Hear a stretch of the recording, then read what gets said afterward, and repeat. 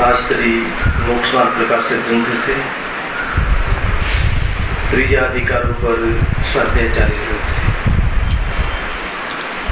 છે. ગઈકાલે અંતમાં નિષ્કર્ષ પર આવ્યા કે દુઃખોનું મૂળ કારણ તો મિથ્યા દર્શન આદિકરી છે. તો દુઃખોનું મૂળ કારણ કોણ છે? મિથ્યા દર્શન, મિથ્યા ચારિત્ર, મિથ્યા જ્ઞાન. અજ્ઞાન અને અસંયમ એવા બે શબ્દ આમાં પડ્યા છે. મિથ્યા દર્શન, અજ્ઞાન અને અસંયમ ખરેખર જોવામાં આવે તો એ દુઃખના મૂળ કારણ છે. નિમિત્ત તરીકે જોવામાં આવે તો દ્રવ્ય કર્મ, 8 કર્મ, અને એમાં પણ મુખ્ય મોહનીય. મોહનીયના ઉદયમાં જીવ સ્વરૂપને ભાન ભૂલી અને રાગાદી દ્વેષાદી પ્રવૃત્તિ કરીને દુઃખી થાય છે. આ સામાન્ય કથન છે. હવે વિશેષ કથનોની પણ શરૂઆત થશે. કર્મ એટલા માટે લીધા કે મોહનીય કર્મ ને સહાયક બાકીના અન્ય કર્મ છે. આગળ બીજા અધિકારમાં વિશેષ ચર્ચા આપણે થઈ હતી. એની ચર્ચા અહીંયા ઓવર ડેપ્થ અહીંયા આવવાવાળી છે કે જેમ કે જ્ઞાનાવળીય કર્મના ક્ષયક્ષમમાં થતું ક્ષયક્ષમ જ્ઞાન, એમાં મોહના મિલનથી, મોહના કારણે એ જ્ઞાન પણ દુઃખમાં નિમિત્ત બને છે. અર્થાત તો અજ્ઞાન રૂપ પરિવર્તન કરે છે. કયું જ્ઞાન? ઉગાડ રૂપ જ્ઞાન, સ્વભાવ.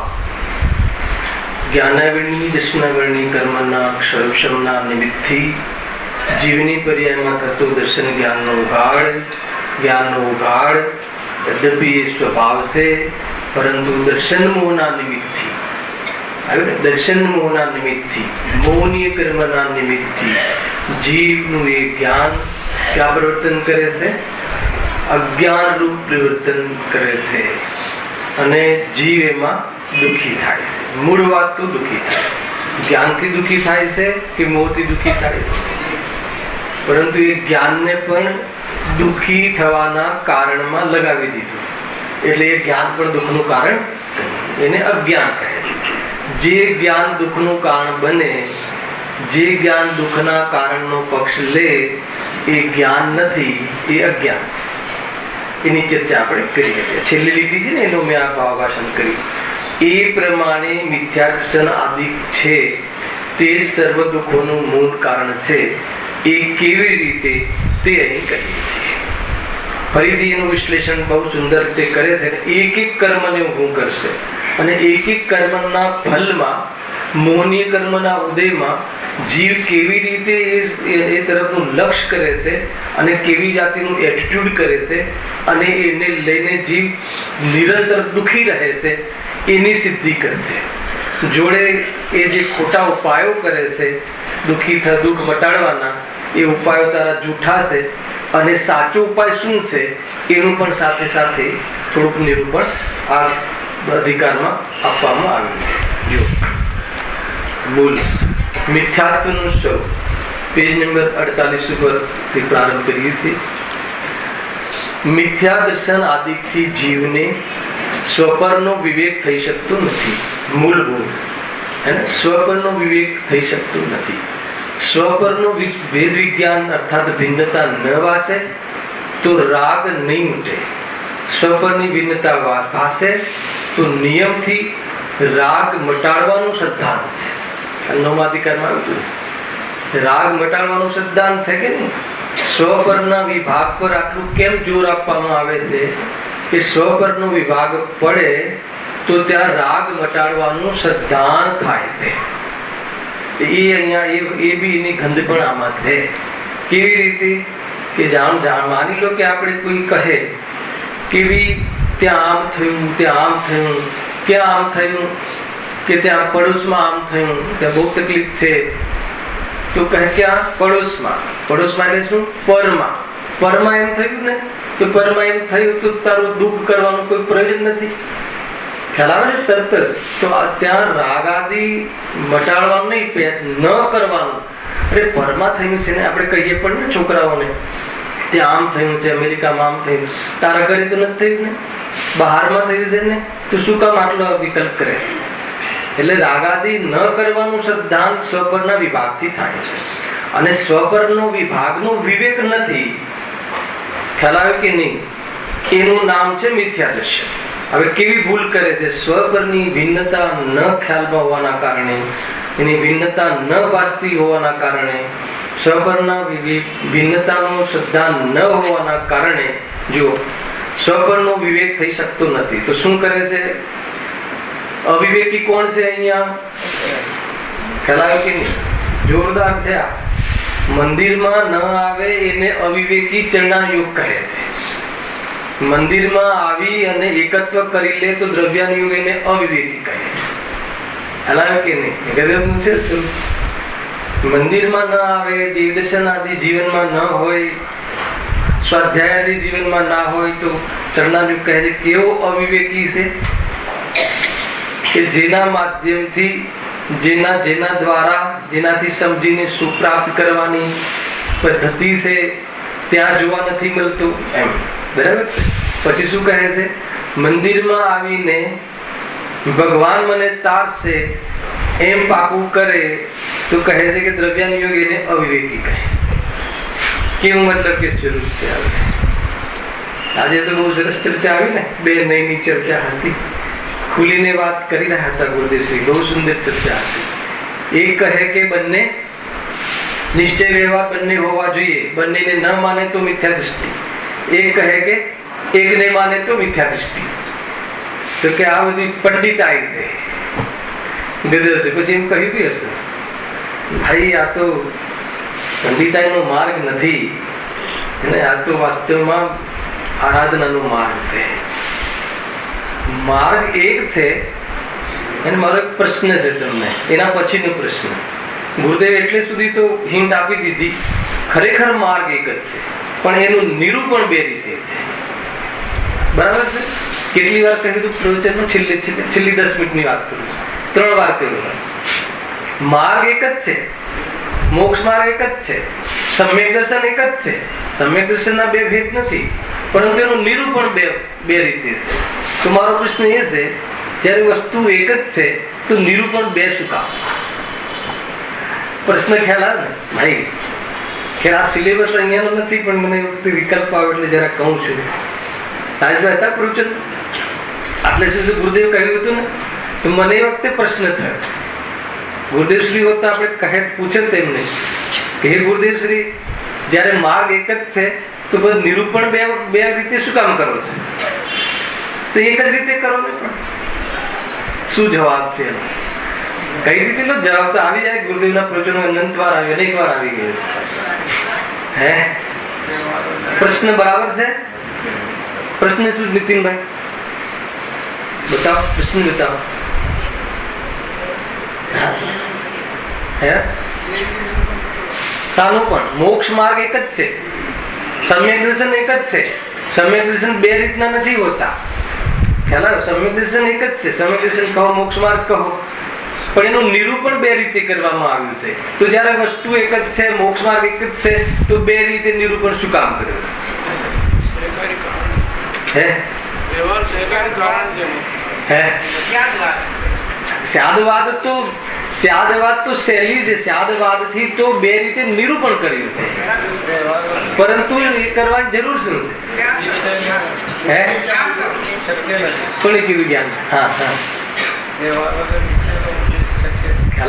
ઘણી રીતે વિચારી શકાય. એમાં એમ સમજો કે જે મોક્ષ માર્ગમાં પ્રવર્તન કરે છે એને બે પ્રકારની યોગ્યતાઓ પ્રગટ થાય છે. પેલા તો એ સમજાવો. એક તો એ યોગ્યતા છે કે સ્વરૂપના લક્ષ્ય પૂર્વક આંશિક વિતરાગતા પ્રગટ થાય છે, એ પરમાર્થ મોક્ષ માર્ગ છે. પરંતુ પૂર્ણતા નથી હોતી, એટલે એવા જીવોને એના સહચર જાણી અને સ્વાધ્યાય આદિની ક્રિયાઓ જોવા મળે છે. એટલે જ્યારે મોક્ષ માર્ગનું નિરૂપણ કરીએ ત્યારે મોક્ષ માર્ગમાં ચાલતો જીવ કઈ કઈ જગ્યાએ જોવા મળે છે બતાવવું ઉચિત છે. હવે બતાવવાનું પ્રયોજન શું છે?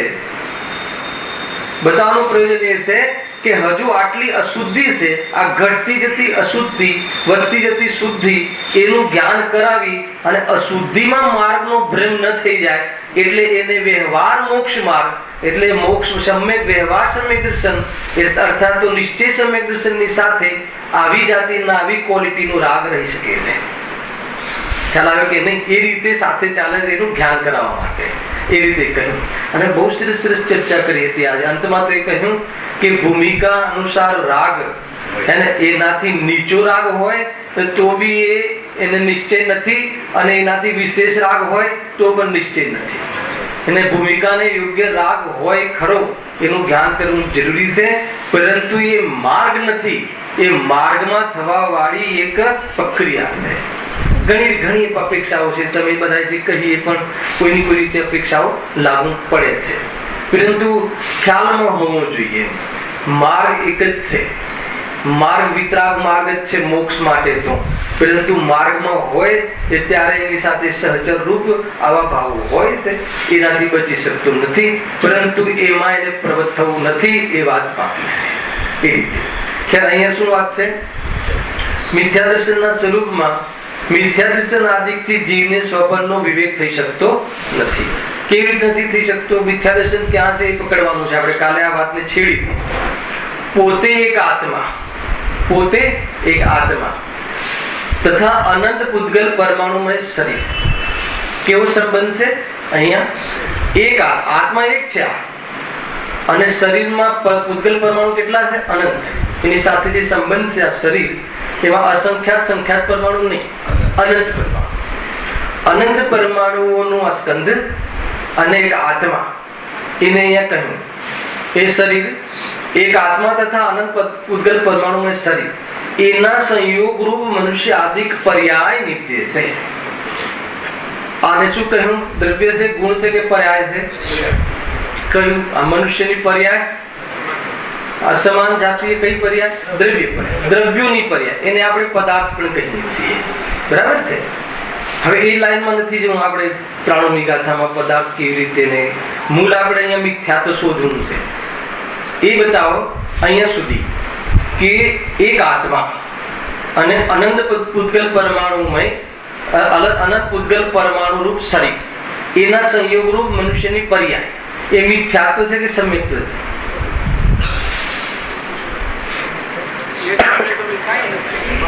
ખ્યાલ આવે કે નહીં? એટલું બધું મેં વિશ્લેષણ નથી પૂછ્યું. એ મિથ્યાત્વ છે કે સમ્યક્ત્વ છે? એ ન મિથ્યાત્વ છે ને સમ્યક્ત્વ છે, તો શું છે? સિચ્યુએશન છે ને, પણ સારી સિચ્યુએશન છે. એક રીતે નિમિત્તની પ્રધાનતાથી કહીએ તો જીવે પૂર્વમાં કરેલી વિરાધનાનું ફળ છે. તો ભારે લાગશે તમને.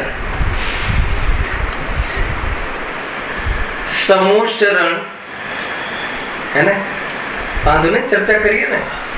समोषण आदि तीर्थंकर प्रकृति आदि एनाथी जे तीर्थंकर रूप 42 में 4 गुण तो કેટલા? 42 में 46 માંથી 4 તો આત્મા આશ્રિત અને 42 તો પરાશ્રિત. જે અર્હંતનું બહારનું સ્વરૂપ, એ જે બહારનું જે સ્વરૂપ અર્હંતને સફેદ મતલબ ખૂન સફેદ થઈ જવું, સહનન આદિ મળવું, એ જે સંયોગમાં મળ્યું છે એ શું છે? પર્યાય છે ને, મનુષ્યની પર્યાય છે, પણ એ શું છે? પૂર્વમાં કરેલી વિરાધનાનું ફળ છે. એ છે તીર્થંકર પ્રકૃતિ. નામ કર્મ પ્રકૃતિ એ કર્મ પ્રકૃતિ છે, એ સ્વભાવ નથી, સ્વરૂપ નથી આત્માનું. હવે વિરાધનાનું ફળ છે. હા, વિરાધનાનું ફળ છે. ખ્યાલ આવે કે નહીં? વિરાધનાનું ફળ કેમ છે? સ્વરૂપમાં ન રહેવું એનું નામ વિરાધના, સામાન્ય કથા. તો જ્યારે જ્યારે રાગમાં એ જીવ આવ્યો હશે, તીર્થંકરનો જીવ, ત્યારે આ તીર્થંકર પ્રકૃતિ બંધાઈ ગઈ અને એને લઈને સમોષણ આદિ રૂપ અરિહંત પદમાં એ જાતિની બહારમાં સંયોગ મળ્યો. તો આ રીતે પણ એકવાર વિચાર કરવા જેવું છે. એનાથી શું થશે?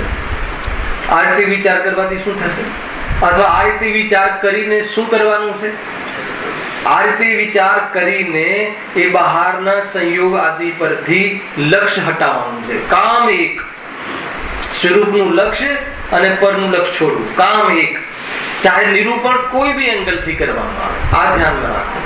આપણે તો રીઝી જઈએ ને, આ લખ્યું છે 9મા અધિકારમાં, તો બહુ સુંદર ચર્ચા થઈ 2-4 શનિવાર પહેલા, કે આ જે આપણને જે અર્હંતાદિકની શ્રદ્ધા છે, એ શ્રદ્ધા કેમ શ્રદ્ધા નથી? તો કહે છે કે જે આત્માની પર્યાય છે એની તું શ્રદ્ધા નથી કરતો, જે અજીવની શ્રદ્ધા છે એની તું પર્યાય કરે છે. અરે એની તું શ્રદ્ધા કરે છે. અજીવની પર્યાય છે ને, બહારમાં શરીર આદિની, એમાં આપણે શું મતલબ કે શરીર હોય છે અર્હંતનું, અથવા શું એમના અતિશય હોય છે, પુણ્યના ઉદયમાં કેવા અતિશય, જન્મથી અતિશય ચાલે છે. તો ત્યાં કહ્યું પંડિતજીએ કે એ બધી પર્યાય જીવની છે કે અજીવની? અજીવની. તો કહે છે કે તને અજીવ અર્હંતના દ્રવ્ય ગુણ પર્યાયની ખબર નથી. જે અર્હંતના દ્રવ્ય ગુણ પર્યાયની ખબર કરે અને પોતાના આત્માને દ્રવ્ય ગુણ પર્યાયની ભાન કરે તો તસુ મોહ પામે લય ખરે. પરંતુ તું જેની શ્રદ્ધા કરે છે, એ જે અર્હંતના પદની શ્રદ્ધા કરે છે, એ તો એમની પર્યાય જ નથી. તો કે કોની પર્યાય છે? તો કે પૂદગલની પર્યાય. તો કે તને એ દ્રવ્ય ગુણ પર્યાય અર્હંતનું એટલે આત્માનું અને દ્રવ્ય ગુણ પર્યાય શરીરનું, એ બંનેની ભિન્નતા ભાસતી નથી. એટલે તને અર્હંતના સ્વરૂપની ખબર નથી. ખ્યાલ આવે કે નહીં? ગજબ છે. અર્હંતના સંયોગમાં થવા વાળી ચીજોને તું અર્હંત માની લેશે, એ ભૂલ થઈ ગઈ.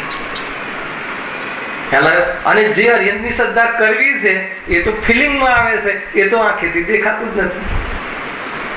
મહેન્દ્રભાઈ, જે અર્હંતના સ્વરૂપની શ્રદ્ધા કરવી છે એ તો ફિલિંગ્સની વાત છે, અને એ તો જ્ઞાનમાં જ્ઞાનની ફિલિંગમાં ગોચર છે. એ 5 ઇન્દ્રિયોનો વિષય જ નથી. અને 5 ઇન્દ્રિયોના વિષયથી તને જે અર્હંતનું સ્વરૂપ દેખાય છે, એ એના માધ્યમથી અનુમાન કરીને, અંદરમાં વિતરાગતાનું અનુમાન કરીને, રાગ રહિત પોતાના સ્વાદમાં લઈને અગર તું એનું શ્રદ્ધાન કરે તો તને સાતત્વની પણ શ્રદ્ધા છે અને તને અર્હંતાદિની સાચી શ્રદ્ધા છે. એના પહેલા અર્હંતાદિની શ્રદ્ધાનો આભાસ માત્ર છે. હવે આપણે કઈ લાઈનમાં આવીએ છીએ જોઈ લઈએ. બહુ જોરદાર છે. બહુ વિશેષ ચર્ચા ત્યાં કરી હતી. અહીંયા સ્વપરની વાત આવી ને, એ જ ચાલતું હતું. ત્યાં સમ્યક દર્શનના પક્ષમાં છે. અહીંયા મિથ્યા દર્શનની મુખ્યતાથી ચર્ચા છે, પણ સમ્યક દર્શન માટે. ત્યાં તો સમ્યક દર્શનની મુખ્યતાથી ચર્ચા છે સમ્યક દર્શન માટે. અહીંયા મિથ્યા દર્શનની ચર્ચા છે સમ્યક દર્શન માટે. શું ભૂલ કરીએ છે, એ ભૂલમાં આવી ભૂલ ટાળીએ તો સમ્યક દર્શન થાય, એટલા માટે ચર્ચા છે આ ભૂલની. સમજમાં આવે છે કે નહીં? થોડો વિચાર કરજો. બહુ સરસ. કેવી રીતે દેવશાસ્ત્ર ગુરુનું શ્રદ્ધાન કરવું એટલે શું? એમને એક સ્થાપના કરવી, અષ્ટદ્રવ્યોથી પૂજા કરવી. અરે એ તો શ્રદ્ધાન થાય છે જે જીવને, એમના પ્રત્યે ભક્તિનો ભાવ આવે, એ છે. તો એ શ્રદ્ધાનો એ શ્રદ્ધાન નથી. ખ્યાલ આવ્યો કે નહીં? આત્માને પોતાના સ્વરૂપને મેળવીને જ પરમાત્માની શ્રદ્ધા થાય, નહીં તો નથી. એટલા માટે 80મી ગાથા બહુ મુખ્ય છે. પ્રવચન સારું. જે જાણતો અનંતને દ્રવ્ય ગુણ પરિપણે, જે જાણે નિજ આત્માને, જો પોતાના આત્માને એ રીતે જાણે તો મોહ પામે લઈ કરે. એ સિવાય શ્રદ્ધા જ નથી. તો આપણી શ્રદ્ધા છે જોખમમાં આવી કે ના આવી? તો શું કરવું? જેવી રીતે શ્રદ્ધા કરવાનું કહ્યું છે, એવી શ્રદ્ધાનો પુરુષાર્થ કરવો. એ કહે છે અહીંયા. જો ખેર અહીંયા શું કહે છે કે પોતે એક આત્મા. વાત ક્યાંથી આવી? તથા અનંત પૂદગલ પરમાણુમય શરીર. એક આત્મા અને અનંત પૂદગલ પરમાણુમય શરીર, એના સંયોગ રૂપ મનુષ્ય આદિ પર્યાય નિત્ય છે. અર્થાત આવી એક પર્યાય હોય છે.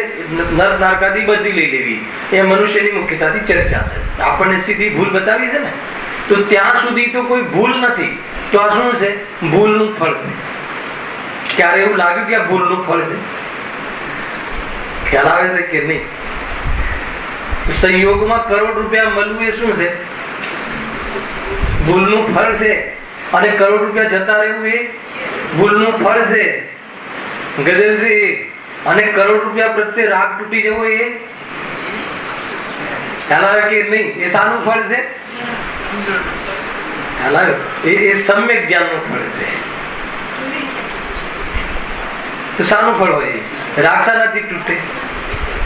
સ્વર્ણ ભેદ વિજ્ઞાન એ સમ્યક જ્ઞાન છે. શ્રદ્ધાન પૂર્વક તો રાગ તૂટી ગયો. સિમ્પલ છે. એને વર્ષોથી એ તો ભણતા આવ્યા છે. આ તો બીજો પક્ષ તો આપણને ખબર જ નથી, એટલે ઘણી વખત અહીંયા કેવું પડે છે. જો હવે આગળ, તે પર્યાયને જ પોતાનું સ્વરૂપ માને. આ શું આવ્યું? આ વર્તમાન ભૂલ. આ મનુષ્ય પર્યાય ભૂલ નથી. મનુષ્ય પર્યાય એક સ્થિતિ છે, એક સિચ્યુએશન છે. પૂર્વ કર્મકૃત એવી જાતિની એક અવસ્થા માત્ર છે. જીવની એક આવી અવસ્થા થાય છે. બરાબર છે? હવે એમાં નિમિત્ત તરીકે આગળ કહી દીધું. હવે એ પર્યાયને શું માની લેવું? પોતાનું સ્વરૂપ માની લેવું. એને મિથ્યાત્વ કહે છે. આગળ હવે બીજો પોઈન્ટ. હવે એ પર્યાયનું વિશ્લેષણ કરે છે. આત્મા જ્ઞાન દર્શન આદિક સ્વભાવ છે, તે વડે કિંચિત જાણું દેખું થાય છે. આ કોની વાત છે? એ મનુષ્ય પર્યાયમાં જે આત્મા રહેલો છે, એ આત્મા એ જ્ઞાન દર્શન આદિ સ્વભાવ છે. એ આત્માનું સ્વભાવ છે. આત્માના જ્ઞાન દર્શન સ્વભાવ. કોની વાત છે? મનુષ્ય પર્યાયમાં રહેલા આત્માની વાત છે. એનું જે જ્ઞાન દર્શન આદિ જેનો સ્વભાવ છે, એના વડે જાણું દેખું થાય છે. એ ત્યાં આ બીજું સ્ટેપ. બે સ્ટેપ થયા. આ બે કાર્ય તો આપણે કરીએ છીએ કે નથી કરતા? એક તો મનુષ્યાદી પર્યાય ઉપજી, આપણા આત્મા અને શરીર મળીને કામ ઉપજી. એક તો આ કાર્ય થયું, આપણી સાથે આ ઘટના ઘટી. બીજું આપણે ત્યાં શું કાર્ય કરીએ છીએ? જાણીએ પણ છીએ. બીજું આપણે શું જાણવું પણ થાય છે. ત્રીજું શું થાય છે? હવે ત્રીજું લખી દો. કર્મ ઉપાધિથી થયેલા ક્રોધાદી રૂપ પરિણમન થાય છે. આ ત્રણ વસ્તુ થાય છે આ મુખ્ય રૂપથી. આગળ થોડું ઓર વિશ્લેષણ છે. કર્મ ઉપાધિથી થયેલા ક્રોધાદી ભાવરૂપ પરિણમન પણ થાય છે. એક તો મનુષ્ય તરીકે ઉપજ્યો, એ આપણે આંખેથી દેખાય છે. બીજું કે એમાં જે જ્ઞાનાદિ થાય છે, એ પણ આપણને આપણા અનુભવમાં છે કે આપણે જાણીએ છીએ. હું જાણું છું, હું દેખું છું, હું સમજું છું. તો આ એક આત્માનું એક કાર્ય બતાવ્યું. અને ત્રીજું શું? ક્રોધાદિ રૂપ પણ પરિણમન થાય છે. ક્રોધાદિ રૂપ કઈ રીતે થાય છે? કર્મ ઉપાધિથી થયેલા. કર્મ ઉપાધિ કહ્યું, કર્મના નિમિત્તથી થયેલા. અહીંયા એમ ના કહ્યું કે જીવના લક્ષથી થયેલા. જીવને જોવે તો રાગ જ પેદા ના થાય, પરંતુ જીવ અર્થાત પોતાના સ્વરૂપને જોતો નથી. તો આ કોનો છે? રાગ કોનો છે? કર્મનો છે કે આત્માનો છે? ખ્યાલ આવે કે નહીં? કર્મ પૂદગલ, એને પૂદગલ કહ્યો. અહીંયા સીધું પૂદગલ ન કહ્યું. અહીંયા કર્મ પૂદગલના નિમિત્તથી જીવ સ્વયં રાગાદી રૂપ પરિણમન કરે છે. આ ત્રણ સિચ્યુએશનોનો આપણને ભાન છે. આ ત્રણ સિચ્યુએશન છે, એ મિથ્યાત્વ નથી. આ ત્રણ સિચ્યુએશન છે. સમજજો. હવે મિથ્યાત્વ તો હવે સ્ટાર્ટ થશે. ખ્યાલ આવે? ક્યાં સ્ટાર્ટ થશે? આ પ્રકરણમાં. અને ક્યારથી સ્ટાર્ટ છે? ખ્યાલ આવે કે નહીં? આપણને આપણા ભૂલની પણ ખબર હોવી જોઈએ. આ કોઈ ભૂલ નથી. ઘણી વખત આપણે બહુ એલર્જી કરીએ છીએ મનુષ્યાદી પર્યાયોથી. એ તો છે તો કર્તવ્ય છે.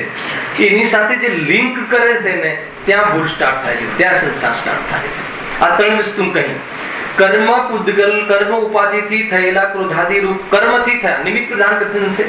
ઉપાદાનથી સ્વયંથી થયા, આત્માથી નથી થયા. આત્માથી રાગ થતો જ નથી. આત્માને જાણે તો રાગ ઉત્પન્ન થતો નથી. અને આત્મામાં રાગ નામનો કોઈ એલિમેન્ટ જ નથી. આ વાત મુખ્ય છે. તો પછી ક્યાંથી થાય છે? પર રાગ કરાવતું નથી. તો પછી રાગ કોણ કરે છે? વચ્ચે કોણ રહ્યું? તો કે પરના લક્ષથી રાગ થાય છે. સમજમાં આવે કે આત્માના લક્ષ નથી કરતો એટલે રાગ થાય છે. અને અર્થાત તો કર્મના નિમિત્તમાં જીવ પોતાનું લક્ષ ન કરતા રાગાદી રૂપ પરિણમન કરે. આ કયા ભાવ છે? પૂદગલના. જો આમાં સમયસારનું જે એંગલ છે, તો રાગાદી નિશ્ચયથી પૂદગલનું છે અને વ્યવહારથી આત્માનું ગજેલ છે. તેમજ છે મહેન્દ્ર, વ્યવહારથી આત્માનું છે. એટલે શું? આત્માની અશુદ્ધતા છે એ અપેક્ષા આત્માનું છે. પરંતુ પૂદગલનો કેમ છે? કેમ કે પરના લક્ષથી થાય છે એટલે પૂદગલ છે, જળ છે. રાગાદી ભાવ જે છે ને, આ જળ સ્વભાવ છે. એ ચોખ્ખું લખ્યું છે. કેમ કે એનામાં જ્ઞાન આદિ નથી. ચારિત્ર ગુણની પર વિકારી પર્યાય છે અને નિર્મલ પર્યાય એ ચેતન છે કે જડ છે? જો એક તમને એક મુદ્દાની વાત કરું, એક એવું નિરૂપણ મળે છે કે આત્મામાં એક જ્ઞાન ગુણ છે, એક ચારિત્ર ગુણ છે, એક દર્શન ગુણ છે. તો જ્ઞાન ગુણ જ્ઞાન સ્વરૂપ તો જ્ઞાન ગુણ છે અને બાકીના ગુણો જ્ઞાન સ્વરૂપ નથી, એટલે કેવા છે એવું એક નિરૂપણ મળે છે ને. પરંતુ એ કોઈ જળ છે એમ નથી બતાવવું, એમ બતાવવું છે કે દરેક ગુણનું પોતપોતાનું કાર્ય કામ છે, ત્યાં એ અપેક્ષા છે. હવે એ રીતે આ વાત નથી. જેમ કે આ ચારિત્ર ગુણની પર્યાય છે રાગાદી એટલે જળ છે એમ નહીં, તો પછી વિતરાગતા કોની પર્યાય છે? ચારિત્ર ગુણની, તો એ જળ થઈ જશે. તો એને ચેતન કેમ કહી? અને રાગાદી પર્યાય જે ચારિત્રની છે, વિકારી છે, તો એને જળ કેમ કહી? એટલા માટે કહી કે સાંભળજો બરાબર, રાગાદી ભાવ છે એ પરના લક્ષથી થાય છે, જળના લક્ષથી થાય છે, એટલે અચેતન છે. અને વિતરાગી પર્યાય જે છે ચેતનના લક્ષથી થાય છે, એટલે ચેતન નહીં. આ પણ એક નિરૂપણ છે, બહુ સુંદર નિરૂપણ છે. આના ઘણા વિઝન છે, આના પાછળ શું હેતુ છે બતાવવું છે એ રીતે છે. અરે ભલે ચારિત્ર ગુણમાં ચેતના નથી, પરંતુ ચારિત્ર ગુણ ને જ્ઞાન ગુણમાં પ્રદેશ ભેદ નથી, વસ્તુ ભેદ નથી, એક જ આત્મા છે અને એના લક્ષથી ચેતન પરિણામ થાય છે. વિતરાગતા આદિ એટલે ચેતનમય છે, નિર્મલ પર્યાય. અને વિકારી પર્યાય આત્માના લક્ષથી થઈ જ ના શકે. આત્માનું લક્ષ કરે અને વિતરાગી પર્યાય થાય એમ બને નહીં. આનાથી શું? રાગી પર્યાય, રાગની પર્યાય, ક્રોધાદી પર્યાય આત્માનું લક્ષ કરે એનાથી ક્રોધાદી પર્યાય થતી નથી. રાગની પર્યાય એમ લેવું. કેમ નથી થતી? કેમ કે રાગ આત્મામાં છે નહીં ને. આત્મામાં રાગ જોઈએ તો રાગ થાય, પણ આત્મામાં જોઈએ છે તો રાગ છે જ નહીં, એટલે રાગ થતું નથી. આ કયો આત્મા અને પેલો કયો આત્મા? બહુ સમજવું પડે છે. અહીંયા જે કહે કે આત્મામાં રાગ નથી, ત્યાં શું લેવું રાજેશભાઈ? દ્રવ્ય સ્વભાવ લેવું. આત્મા દ્રવ્યમાં હે ને રાગ નથી, તો ત્યાં એના દ્રવ્ય સ્વભાવમાં લેવું. અને આત્મામાં રાગ છે, ત્યાં શું લેવું? પ્રમાણનો આત્મા લેવું. પર્યાયમાં પર્યાય સહિતનો આત્મા લેવું. અને એ પર્યાય સહિતના આત્માનો જો સ્વભાવ જોઈએ, હે ને દ્રવ્ય ગુણ પર્યાયમાં ત્રણેયમાં વ્યાપેલો ગુણ જોઈએ, તો પર્યાયમાં ક્ષણિક પર્યાયમાં રાગાદી હોવા છતાં આજ સુધી કોઈનો આત્મા રાગ થઈ ગયો હોય કે ક્રોધ થઈ ગયો હોય કે સંયોગમાં શરીર રહીને શરીર રૂપે થઈ ગયું હોય એવું થતું નથી. કેમ કે એવું ન થવું એવી યોગ્યતા વાળો આત્માનો સ્વભાવ છે. તો આ સ્વભાવને અનુભવ કરી લે શું? શ્રદ્ધાન કરી લે તો બહારના સંયોગોમાં થતી જે પરિણતિ છે એ પરિણતિનો અહંકાર તૂટી જાય અને ક્રમે ક્રમે એ પર્યાયનો અભાવ થઈ જાય અને પર્યાય સ્વભાવ જેવો છે એ રીતે સદૃશ્ય પરિણમી જાય. એ પર્યાયને આત્મા તો જાણે છે, એનું નામ મોક્ષને પણ જાણે છે. આખું પરિણમન છે. ખેર એ તો બહુ ઊંચો વિષય છે આ, પણ જયારે આ વાત આવે છે સ્વપરભેદી જ્ઞાનની, તો આપણું ગંતવ્ય ક્યાં છે એ ધ્યાન રાખવું. અહીંયા સુધી પહોંચવાનું છે. ત્રણ વસ્તુ ઊભી કરી, મિથ્યા દર્શનના સ્વરૂપમાં ત્રણ વાતો કહી. એક વાત શું કહી? હજી સ્વરૂપ બતાવવું છે, એમાં સ્વરૂપની ચર્ચા નથી કરી. મિથ્યા દર્શન કેવી રીતે જીવ કરે છે? એક તો એક આત્મા, અનંત પૂતગલ પરમાણુનું શરીર, એનો સંયોગ મળી અને મનુષ્ય આદિ પર્યાય નીપજે છે. એક પછી એ પર્યાયમાં જે આત્મા છે એના જ્ઞાન અને દર્શન એનો સ્વભાવ છે, તેનાથી જાણવું દેખવું કરે છે. બે, ત્રીજું કર્મ ઉપાધિના ઉદયમાં ક્રોધાદી ભાવ રૂપ પણ પરિણમન કરે છે. આ ત્રણ વસ્તુઓ મુખ્ય કહી. આ વસ્તુ તો આપણને અનુભવમાં છે ને, આ કરીએ છે કે નહીં સમીરભાઈ? થઈ રહ્યું છે ને આ બધું? આગળ આવે. અને હજુ ઓર વિશ્લેષણ શરીરનો સ્પર્શ રસ ગંધ વર્ણ સ્વભાવ છે. બંનેનો સ્વભાવ બે વસ્તુ ઊભી કરી, બે પાર્ટી લીધી, બે લીધા ને, જીવ અને અજીવ તત્વ રંગ મંચ પર આવ્યા નાટક કરવા. તો બંનેનું સ્વરૂપ તો ખબર હોવી જોઈએ ને. પહેલા તો બે મળીને એક આકાર બનાવ્યો, મનુષ્ય પર્યાય. એમાં જીવનું એક સ્વરૂપ બતાવ્યું. શું કરે છે જીવ? જાણવું દેખવું. અને બીજું શું કરે છે? કર્મ ઉદ્ગલના ઉદયમાં રાગાદી રૂપ પરિણમન કરે છે. અને ઉદ્ગલ શું કરે છે? ઉદ્ગલના ગુણો યાદ કરો અને એના ગુણોથી એનું કાર્ય યાદ કરો. અહીંયા અહીંયા ભેદ જ્ઞાન થઈ જશે. પૂતગલના ગુણો કયા? પૂતગલ શરીર કોનું બનેલું છે? પૂતગલનું. એના ગુણો કયા? સ્પર્શ રસ ગંધ વર્ણ. ખ્યાલ આવી ગયો? એનાથી શું કરે છે? એનાથી એને અલગ પ્રકારની રંગ આદિ, કૃષ આદિ, પટલા ઝાડા આદિ, પૂતગલ એ રીતે એનું પરિણમન થાય છે. બરાબર? બધું જુદું જુદું બતાવી દીધું પણ સાથે થાય છે. જો વાંચું છું. અને શરીરનો સ્પર્શ રસ ગંધ વર્ણ સ્વભાવ છે. કોનો સ્વભાવ છે? શરીરનો. મનુષ્ય પર્યા રૂપે ઉઠ્યો છે, એમાં જે મનુષ્ય શરીર છે એનો આ સ્વભાવ છે. કોનો સ્વભાવ નથી? આત્માનો. કયા આત્માનો? બરાબર પાકું કરવા જેવું છે.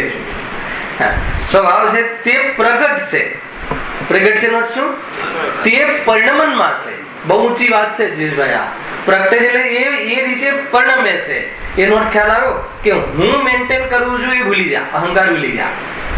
હું આને રાખું છું, હું ગોરો કરું છું ને હું આ કરું છું કે તું એ તો પછી એના ગુણ શું કરશે? તું કરીશ તો એના ગુણનું કાર્ય છે. અને પ્રગટ છે. પ્રગટ છે એટલે દેખાય છે. આ દેખાઈ જાય ને તો બી સમ્યક દર્શન થઈ જાય. આનું નામ જ સમ્યક દર્શન છે. શું વાત કરો છો?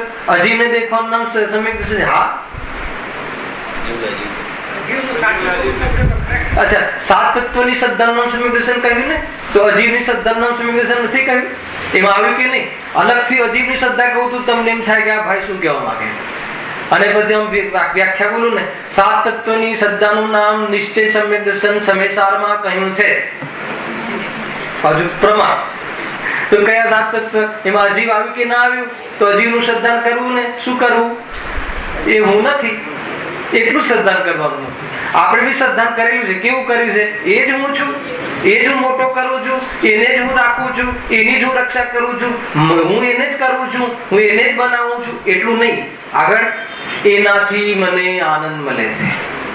જબરજસ્ત આખું મતલબ કે અનંત કાળનું જેટલું બી મતલબ કે ભૂલ છે આ બધી આમાં ચાલે. શ્રદ્ધાનું છે.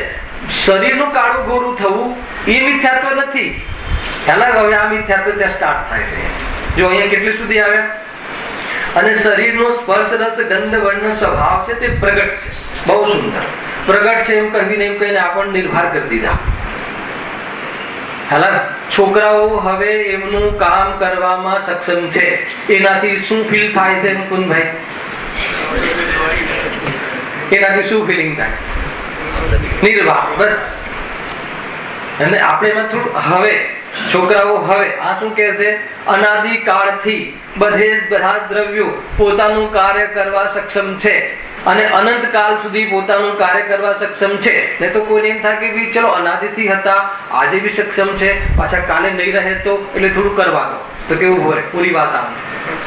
શું વાત છે?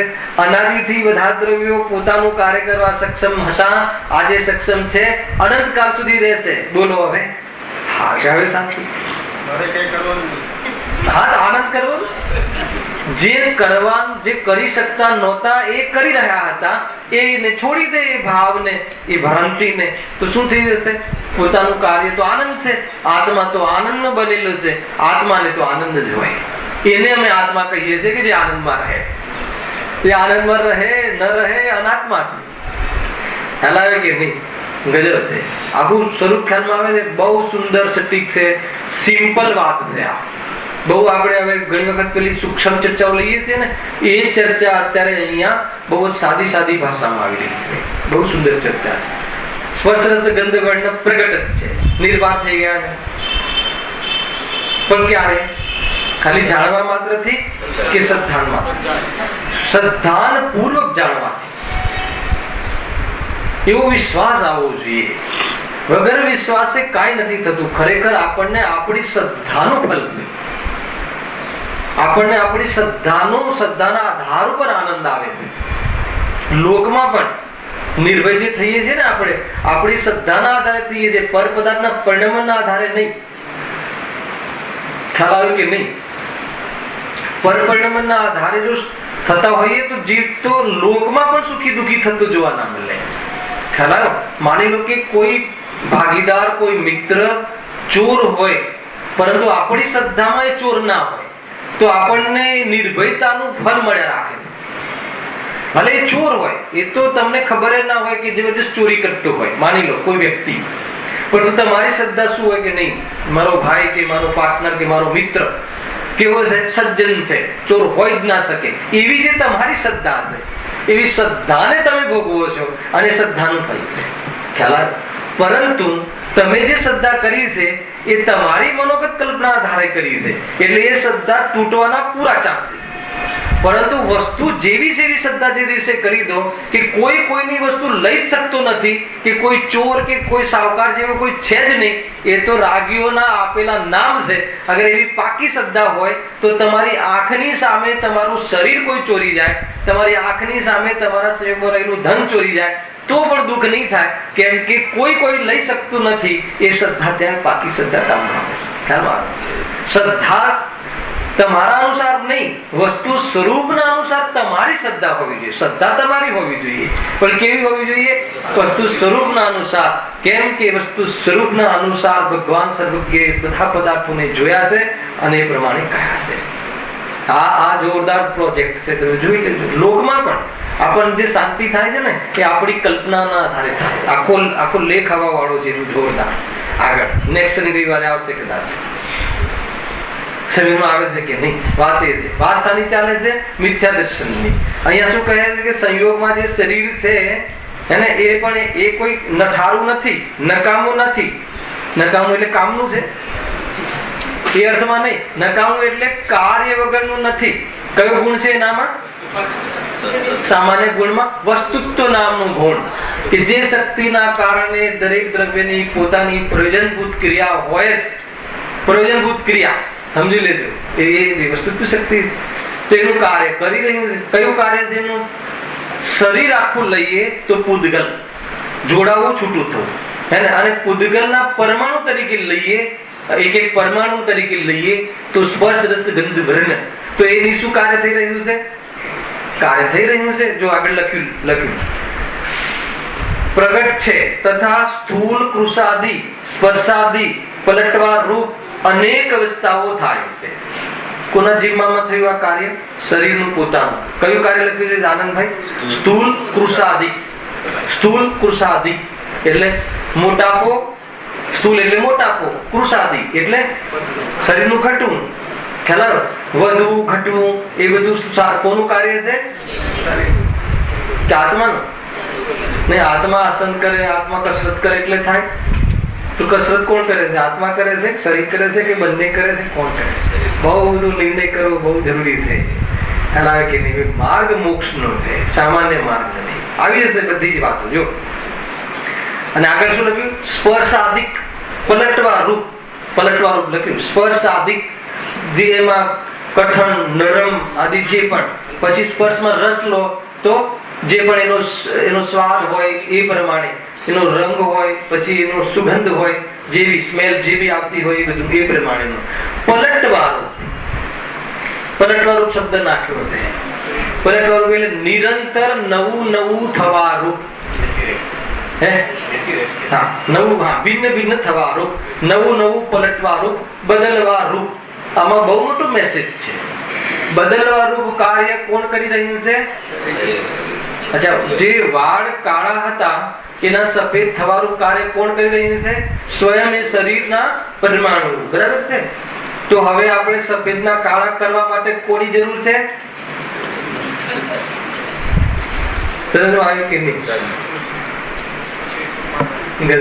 આપણે પ્રયાસ શું કરીએ છીએ? કાળાના સફેદ કોને કર્યા? અને કાળાના સફેદ તો પ્રકૃતિએ કર્યા. અને સફેદના કાળા હું કરીશ તો કેમ છે નહીં? બહુ બધો ઉપયોગ બચી જશે. બહુ બધું, મતલબ કે સંસાર થી બચવું હોય તો આ જે નિરૂપણ છે જ્ઞાનીઓએ કર્યું છે એને જો સમજમાં આવી જાય તો જે વ્યસ્ત રહીએ છીએ ને, વ્યસ્ત શામાં વ્યસ્ત રહીએ છીએ? કોણ વ્યસ્ત રહે છે? ઉપયોગ. આમાં વ્યસ્ત રહે છે. એટલો વ્યસ્ત રહે છે કે સાચો માર્ગ સમજવાનો ઉપયોગમાં સ્પેસ જ નથી રાખતા આપણે. અને જ્યાં ધારણા જ્ઞાન, એક તો જ્ઞાન અલ્પ જ્ઞાનમાં પણ કઈક સહાય કરે ત્યારે જાણે, અને એ જ્ઞાનને પણ એવા વિષયો આપણે આપી દઈએ છીએ, ખ્યાલ આવે એવું કામ આપી દઈએ છીએ ઉપયોગને કે જે આત્મ કલ્યાણના જે વિષય છે એના નિર્ણય કરવાનો સ્પેસ નથી રહેતો. ખ્યાલ આવે છે? અને યોગાનુયોગ કર્મના ઉદયથી બહારમાં કર્મને રિટાયર કરે. કોણ રિટાયર કરે? સ્વયં નહીં. કર્મ રિટાયર કરે એટલે ખ્યાલ આવે છે? શરીરને રિટાયર નથી કરતું કર્મ. કર્મ એવા ઉદયમાં આવે, દુકાને જવું હોય તો એ પગ ભાગી ગયો હોય, આમ તો જાવ દોડીને, પણ હવે શું કરે, એવું અસાતાનો ઉદય આવ્યો છે, આવી ગયો ને, કર્મ રિટાયર કરે છે. તને એ પોતે રિટાયર નથી થયો, થવું નથી, પણ કોને રિટાયર કરે? મજબૂરી, ગજબ છે. એ વખતે સાંભળજો બરાબર, એવા સંયોગમાં એનું જ્ઞાનાવર્ણીય કર્મના તીવ્ર ઉદયમાં અને ઇન્દ્રિયોના ડેમેજિંગના નિમિત્તરૂપ એટલું ડાઉન થઈ જાય છે કે એને એ વખતે આત્મા અને દેહ ભિન્ન છે એવી જાતિનો વિચાર કરવાની યોગ્યતા ડાઉન થઈ જાય, અને અંતમાં એને એવી જાતિના ઇન્સ્ટ્રુમેન્ટ મળે છે અસંગની પંચેન્દ્રિય સુધીના કે વિચારવાનો અવસર સુદ્ધા હોતો નથી, અને જીવ અનંત કાળ સુધી ત્યાં પડી રહે છે. આ ફળ છે શિબિરમાં આવે. જલ્દીથી જલ્દી ખરેખર કાંઈ હાથમાં નથી લાગવાનું. હવામાં મુઠ્ઠીઓ ભરવા જેવું છે, કાંઈ હાથમાં નથી આવવાનું, કાંઈ હાથમાં મળવાનું નથી. અને કોઈ 100 કરોડ 500 કરોડ મૂકીને જશે, પરંતુ કોઈ લઈને જશે કે કઈ ઉપયોગી થશે કે વિગ્રહ ગતિમાં થોડું કાં તો નરકમાં જવાના છે તો ત્યાં કોઈ ફેસિલિટી આવી જશે આ 500 કરોડ થી, કેમ છે નહીં? આપણે એવા બધા કાર્યો કરીએ તો આપણને એટલો તો ખ્યાલ આવે નરકમાં તો જવાનું થશે જ, આવશે સ્ટેશન. પણ એવું કરીએ કે અહીંયા થોડી એટલી બધી વ્યવસ્થા કરી લઈએ કે નરકમાં જઈને એવું ફેસિલિટી ઘર બનાવી દઈશું કિલ્લો કે કોઈ પ્રવેશ જ ના કરે કોઈ નારકી છે. સમજવા જેવું આજે પછી સમજવા જેવું છે કે જોરદાર છે. હા, ઘણું બધું. મતલબ કે આ મોમેન્ટ થી જાગૃત શું કરવું, બસ થોડાક નિયમો બનાવવા. સંયમ કાલે ચર્ચા કરી હતી અમારા ઘરમાં કે શું કરવું. અરે થોડાક નિયમ એટલે શું? નિયમ એટલે થોડીક કશાયની મર્યાદા લાવી, વિશેષ સ્વાધ્યાયમાં રહી અને ચિંતન મનનમાં એ વિષય જ્ઞાનમાં વિષય રાખી અને પ્રસન્ન રહેવું. અને પ્રસન્ન રહેતા રહેતા ઘણા બધા કર્મો તો ઓટોમેટિક નીકળી જશે અને રિયલ પ્રસન્નતા પ્રગટ થઈ જશે. તો કહે છે કે એ રીતે છે, આનંદ કરતા કરતા દુઃખનો અભાવ થાય છે, દુઃખી થતા થતા આનંદ મળે છે. એ અજ્ઞાનીનું સિદ્ધાંત છે. દુઃખી થઈને આનંદ મેળવવું. હમણાં થોડું દુઃખ વેઠીએ છીએ, થોડું પછી આનંદ મળશે. હે હા, શરૂઆતમાં આપણે એ રીતે વિચારીએ ને, થોડુંક દુઃખ સહન કરી લે, જવાનીમાં ગડપણમાં તને સુખ મળશે. આ કયું ગણિત છે? દુઃખથી સુખ મળે, સુખ કરવાથી દુઃખનો અભાવ થાય તો સમજમાં આવે છે, પણ દુઃખી થવાથી સુખની પ્રાપ્તિ થશે એ તો ગણિત, એનું નામ મિથ્યા થશે, ક્યારે નહીં મળે. આ તત્વ જ્ઞાન સમજ્યા વગર સુખનો છાંટો આવવો, અવસર આવવો અસંભવ છે. અરે આ સમજવાનો પ્રયાસ કરીશું તો એનો અવસર બન્યો રહેશે, અને સમજી જશું તો સુખી થઈ જશું. બસ આ બે ગણિત મગજમાં રાખજો, બાકી ત્રીજું કોઈ ગણિત છે જ નહીં. અવસર તો આવી ગયો છે, કદાચિત થોડો કાળ જીવન બાકી હશે અથવા 2-4 ભાવ બાકી હશે તો જીવનમાં અવસર મળ્યા રાખશે. ક્યારે? કે જે તત્વ અભ્યાસ ચાલુ રાખે છે. અને જો તત્વની પ્રતીતિ થઈ જશે તો હવે સમજવાનો પણ અવસરની તારે જરૂર. હા, સ્પોટ જ છે ને, મુક્ત સ્વભાવ તો અહીંયા જ છે ને. 2 દિવસ પહેલા લાડવા લીધું હતું ને, મોક્ષ ક્યાં છે? ઉપર છે, મધ્યલોકમાં છે, તો આની પર્યાયમાં છે.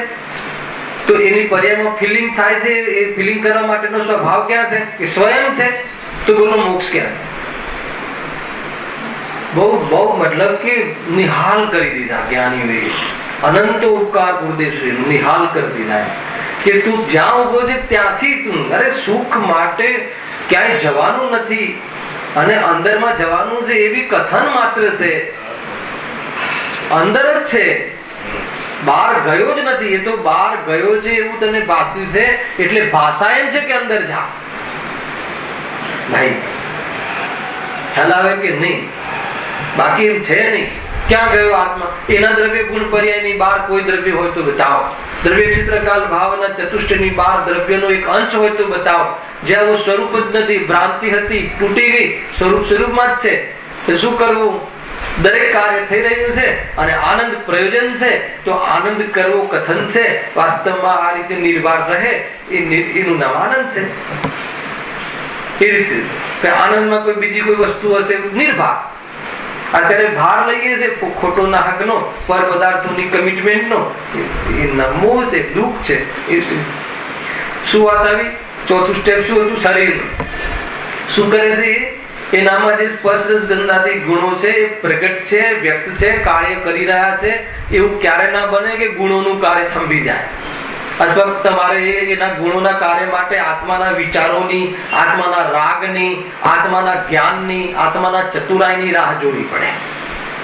ખ્યાલ આવ્યો કે નહીં? આ વરસાદ આવે છે ચોમાસામાં, એમાં આત્માની શું ચતુરાઈ? શિયાળામાં ઠંડી પડે છે, એમાં આત્માની શું ચતુરાઈ? બરફ જામે છે, એમાં આત્માની શું ચતુરાઈ? આત્મા એને જાણે છે, એ આત્મા મહાન છે. કે આવું જાણવા રૂપ જો આત્મા ન હોત તો છ દ્રવ્યની સિદ્ધિ કેવી રીતે થાત? એટલું વ્યવહાર કથન છે. પરંતુ દરેક દ્રવ્ય પોતાના સામર્થ્ય સિદ્ધ છે, એ પરમાર્થ કથન છે. સમજ આવે છે કે નહીં? જોરદાર વાત છે. જ્ઞાનની મહિમા કરવા માટે બતાવ્યું કે આ બધું જો લોકના દ્રવ્યોનું જ્ઞાન પર્યાયમાં ના થયું હોત તો આ ખબર કોને પડે? સ્વયં બરફને ખબર નથી પડતી કે હું જામ્યો છું. આવે છે કે નહીં? હું ઠંડો છું. પણ બરફ ઠંડો છે એવું જાણે છે જ્ઞાન. ખ્યાલ આવે કે નહીં? અને એ ઠંડો એનો સ્વભાવ છે પૂદગલનો. એ એમ ન માનીને ભૂલ કરી દે છે કે ઠંડાથી મને મજા આવે છે, તો કે તારું મિથ્યાત્વ ચાલશે. ગજબ છે. જોરદાર છે જીવ તો. ભૂલ કરે પણ મોટી અને ભૂલ સુધરે ક્ષણભરમાં, એવો ચેતનની સ્વભાવ છે. જોરદાર છે. વિઝા પોતે મળી જાય જ્યાં જવો ત્યાં. એવો ભાવ કરે એટલે વિઝા મળી જાય. બરાબર મહેન્દ્ર? લેવો પડે કોઈ બારી સિક્કો વિક્કો કાંઈ નહીં. નરકમાં જવું છે તો એ રીતનો ભાવ કર, મોક્ષમાં જવું છે એ રીતનો ભાવ કર. કોઈ જગ્યાએ પરમિશનની જરૂર નથી.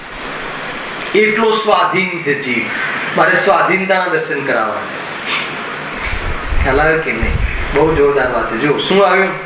જ્ઞાન દર્શન. હા, સ્પર્શ રસ ગંધ વર્ણ સ્વભાવ છે તે પ્રગટ છે. બરાબર છે. તથા એનું શું? એનું કાર્ય થશે કે નહીં? બધી સ્થૂળ સૂક્ષ્મ આદિ પલટવાળું અનેક અવસ્થાઓ થાય છે. હવે અહીંયા સુધી તો શું છે? અહીંયા સુધી સ્વરૂપ છે. અહીંયા સુધી તો વસ્તુની વ્યવસ્થા છે. વસ્તુની વ્યવસ્થા છે. કર્મ થિયરી છે. પ્રકૃતિનો આ એક પ્રકારે પ્લેટફોર્મ છે. અહીંયા સુધી આખું પ્રકૃતિ વ્યવસ્થા છે ને. એક છે વસ્તુ વ્યવસ્થા, એક છે વસ્તુનું સ્વરૂપ. કદાચિત સ્વરૂપ કહી દો તો પર્યાયનું સ્વરૂપ લેવું. કદાચિત તમે કહો કે આ પણ સ્વરૂપ છે, તો કયું સ્વરૂપ છે? આ જીવની અર્થાત દ્રવ્યોના પર્યાયનું સ્વરૂપ છે, અર્થાત વ્યવસ્થા છે. આ વ્યવસ્થા કોણ કરે છે? સ્વયં નિર્મિત છે. જીવ સ્વયં કર્મ બાંધે છે, જળ કર્મ બંધાય છે, એનો ઉદય આવે છે, આ રીતનું બધું થાય છે. અને એ વખતે ડિગ્રી ટુ ડિગ્રી શરીરમાં, degree two degree, MM two MM નહીં, થાવ ટુ ઠાવ. થાવ તો આપણા લોકોના જ્ઞાનનો વિષય છે. મતલબ કે અણુ જેટલું જે પરિણમન થાય છે, એનું વધવું ઘટવું, આ તે એનું ડાયમેન્શન, એને નાકની ધાર ને કાનનો આ જે પણ જેવી જે છે એનું બધું જ કેવી રીતે છે એનું પરિણમન કરવા માટે કર્મ નિમિત્તપણાની પ્રકૃતિ વ્યવસ્થા અને તે પદાર્થમાં એક કાર્ય થવાની સામર્થ્ય અને એ જ સ્વકાળમાં એ જ કાળમાં થવું એવું પરિણમનનો નિયમ આ બધું ભણી ગયા છે આપણે ક્રમબદ્ધ પર્યાદીમાં. એ પ્રમાણે બધું સ્વયં સંચાલિત કારોબાર ઇન્ડિયામાં છે કે અમેરિકામાં? ત્રણ લોકમાં. આપણને તો એટલી અંદરમાં મોહની તીવ્રતા ને ઇન્ડિયામાં સ્વયં નિર્મિત છે, તો એવું ક્યાં છે કે આપણે કરી શકીએ ત્યાં લઈ આવો? છેલ્લે એ શોધે એને કરવું છે ને. ના, અમેરિકામાં ઓટોમેટિક છે, જાપાનમાં ઓટોમેટિક છે, ઇન્ડિયામાં ઓટોમેટિક નથી. ઇન્ડિયામાં મેન્યુઅલ છે. એવું છે. જાપાનીઝ ટેકનોલોજીમાં બધું ઓટોમેટિક, અમેરિકામાં ઓટોમેટિક બધી બહુ હે ને પ્રગતિ વાળા દેશો છે ને. ઇન્ડિયામાં હજુ મેન્યુઅલ છે. એટલે ઇન્ડિયામાં આપણો સિક્કો ચાલશે. ખ્યાલ આવે કે નહીં? ચાર ગતિમાં સિક્કો ચલાવવો છે આ જીવ નહીં, એટલા માટે દુઃખી છે જીવ. ખ્યાલ આવે છે શું ભાઈ? પકડાય છે વાત ને? અહીંયા કે સ્વયં નિર્મિત છે. આગળ બહુ જોરદાર. અહીંયા સુધી કોઈ મિથ્યાત્વની વાત નથી. અહીંયા સુધી મિથ્યાત્વ થવાનો જે મિથ્યાત્વનું જે ક્લાઇમેક્સ છે. હવે આ ક્લાઇમેક્સમાં મોહના ઉદયમાં ભ્રમ કરે તો મિથ્યાત્વ થાય અને ન કરે તો ન થાય. આ વાત ગુરુએ શીખવાડી. ખ્યાલ આવે કે નહીં? નાના મોહ કર્મનો ઉદય હોય તો કરવો પડશે. કર્મ વિચારે કોણ ભૂલ મેરી અધિકાઈ. એ ભાન કર્મ જો વિકાર કરાવતા હોત તો કર્મ આધીન તું થઈ જાય, અને કર્મ આધીન થઈ જાય તો શું થાય? આ શાશ્વત સુખ પ્રગટ નહીં થાય. પણ એમ થતું નથી. શાશ્વત સુખ અનંત જીવોએ પ્રગટ કર્યું છે. એટલા માટે કર્મ ઉદય આવે ને મારે કરવું પડે એ વાત છે નહીં. બહુ સુંદર ચર્ચા છે. જો હા, તે સર્વને પોતાનું સ્વરૂપ જાણે છે. આ શું આવ્યું? આ મિથ્યાત્વ આવ્યું. આ ત્રણ વસ્તુ થવી એનો કોઈ વાંધો નથી. ઇવન મતલબ કે સંયોગમાં શરીર આવ્યું કોઈ પ્રોબ્લેમ નથી. એ શરીર રહેતા પણ મોહને તોડી અને અનંત પરમાત્મા પદ પ્રાપ્ત કરી શકાય. શરીર હોય હે ને, અનંત સુખ પ્રગટ થાય છે. એ વખતે શરીરમાં સંયોગ હોય છે કે નથી હોતો? શરીરનો એટલે શરીર નડતું નથી એમ જ કેવું છે અહીંયા. પણ નડે છે એમ જે છે ને એ મિથ્યાત્વ. શામાં નડે છે? સુખમાં. મોક્ષમાં બી શરીર સારું હોય તો મોક્ષે જવાય. શરીર સારું ના હોય તો ધર્મ કઈ રીતે થાય? મને આ પ્રશ્ન બહુ વાર આવે છે. બહુ બધા પ્રશ્ન કરે છે. જે ન્યુ કમર્સ આવે ને એકદમ, તમે કહો છો શરીર પર કેર નહીં કરવી, આ ના કરવી. તું કેર ન કરવી એવું ક્યાં કર્યું છે? તું કેર કરી શકતો નથી એ કહ્યું છે. કાળજી લેતો હોય તો તું બીમાર જ ના પડવો જોઈએ. ચલો આમ એ લોકો કેર નથી કરતા એ પક્ષમાં તું સમજે છે, અને તું તો ઘણો કેર કરે છે. પણ દવાખાને તો હોય છે. ખ્યાલ આવે? તો કેર કેમ નથી કરતો? અરે શું કરું, એટલી કેર કરું છું, એટલી કેર કરતો, પણ દવાખાને તો તું દેખાય છે. તો શું હાસ્ય છે પછી? ખ્યાલ આવે છે કે નહીં? જીવને છે આજે આ પ્રશ્ન બહુ રહે છે કે અપેક્ષિત કથન જુદી વાત છે કે શરીરની યોગ્યતા મતલબ બરાબર પગ આદિ બરાબર હોય તો યાત્રા આદિ સ્વાધ્યાય સુધી પહોંચાય, ધર્મ નિર્વાહ સંબંધી પ્રસંગોમાં જવાય, એ વાત સામાન્ય છે. પરંતુ કોઈ કહે કે શરીર સારું હોય તો તપ આદિ કરાય, અને એને પેલા તપ આદિ પેલા સારું હોય પછી એને ક્રશ કરો અને પછી ધર્મ કરો.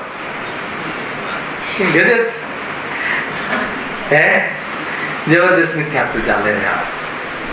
શરીરને સૂકવીને ધર્મ કરવા વાળા પક્ષ પણ ચાલે છે, અને ખાઈ પીને ધર્મ કરવા વાળો પણ પક્ષ ચાલે છે કે જે બંને ચીજોને ધર્મ સાથે દૂરનો સંબંધ છે.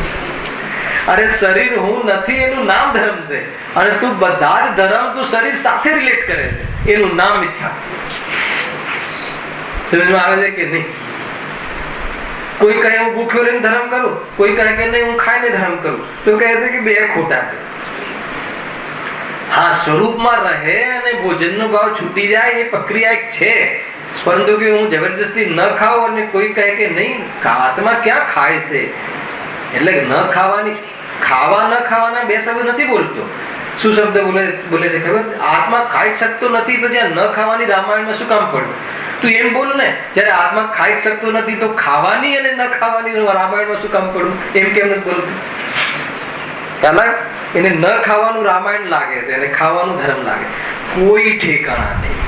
ધર્મ ને શરીર સાથે સંબંધ નથી, શરીરના ભેદ જ્ઞાન સાથે આત્માને ધર્મ સાથે સંબંધ. જોરદાર છે આ. અને અહીંયા ભેદ જ્ઞાનની જગ્યાએ શું કરે છે? એ બધું સ્વરૂપ, એ સર્વ સ્વરૂપ મારું છે. કયું? એટલે કે જેવી રીતે જ્ઞાનને આત્માનો માને છે, એવી રીતે રાગને આત્માનો માને છે, અને એવી જ રીતે શરીરની પર્યાયોને આત્માની માને છે. બધું એક જ માપે છે, બધું એક જ તોલે છે, એક જ ત્રાજવે તોલે છે. ખ્યાલ આવ્યો કે નહીં? હીરાએ તોલે ને ઘઉએ તોલે, તો કે એ ત્રાજવા અલગ હોય છે. જે ત્રાજવે હીરા તોલાય એ ત્રાજવે ઘઉં ના તોલાય, એટલે કે બધું એક જ તોલે. ક્યાં? મારે તો એક જ છે. હલાવે કે નહીં? તો કાલ લીધું હતું ને કે જો જ્ઞાન આદિ મારો સ્વભાવ છે, પણ તારો સ્વભાવ છે એટલે શું? એ જ તારો સ્વભાવ છે, રાગાદી તારો સ્વભાવ નથી એમ નથી જાણતો.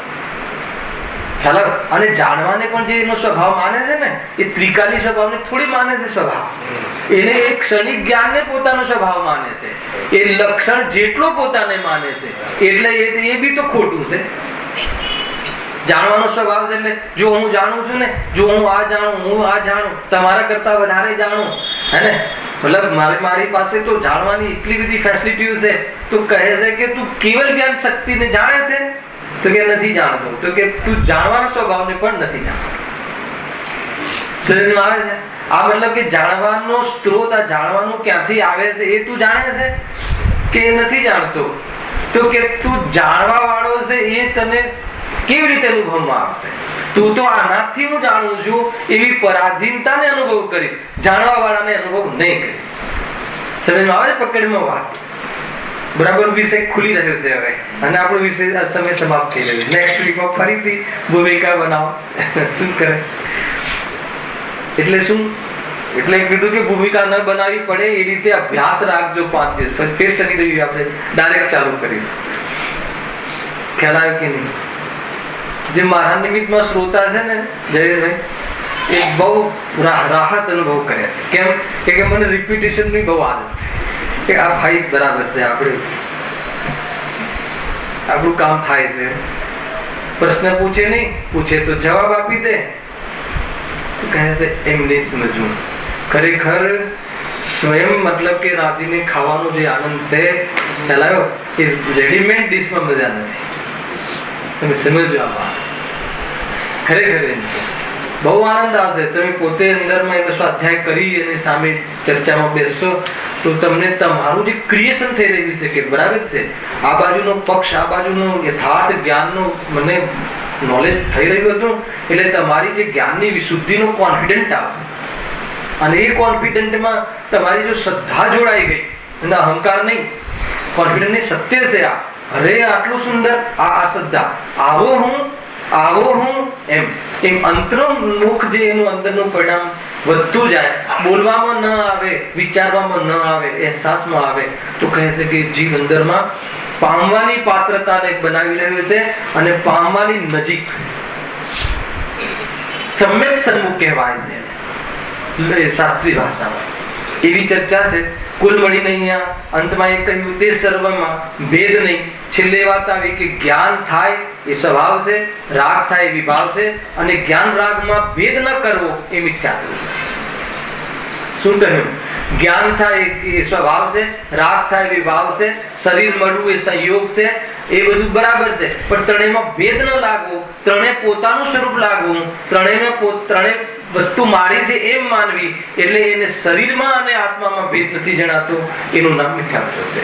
એ મિથ્યાત્વનું સ્વરૂપ છે. નેક્સ્ટ શનિ રવિ બાકીની 2 લીટીમાં બહુ સારો મેસેજ છે, એની ચર્ચા આપણે સહેજાનંદ